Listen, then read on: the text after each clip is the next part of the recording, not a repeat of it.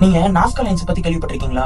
இத கிரவுண்ட் லெவல்னு பார்த்தா ஒரு சின்ன கோடு மாதிரி தான் தெரியும். இது ஏரியல் வியூலன்னு பார்த்தா ஒரு மிகப்பெரிய ஆர்ட் ஃபார்மே தெரியும். பெருல உள்ள டெசர்ட்ல வரையப்பட்ட ஒரு மிகப்பெரிய ஜியோகிளிப்ஸ் தான் இந்த நாஸ்கா லைன்ஸ்னு அழைக்கப்படுது. இதுல பல டயகிராம்ஸ் இருந்துச்சு. அதுல சில அனிமல்ஸும் சில ஜாமெட்ரிக்கல் ஷேப்ஸும் இருந்துச்சு.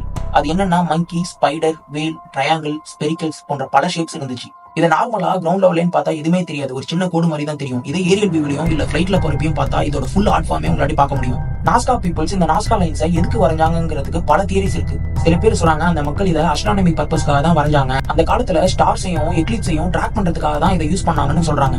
இத அஸ்ட்ரானமிக்கல் காலண்டராவும் யூஸ் பண்ணாங்கன்னு சொல்றாங்க. இன்னும் சில பேர் இதை ஸ்பிரிச்சுவல் ரிச்சுவல்ஸ்க்காக தான் இதை அவங்க யூஸ் பண்ணாங்கன்னு சொல்றாங்க. அது அவங்க கடவுள்கிட்ட மழைக்காகவும் தண்ணிக்காகவும் வேண்டி வரையப்பட்ட லைன்ஸ்னு அவங்க நம்புறாங்க.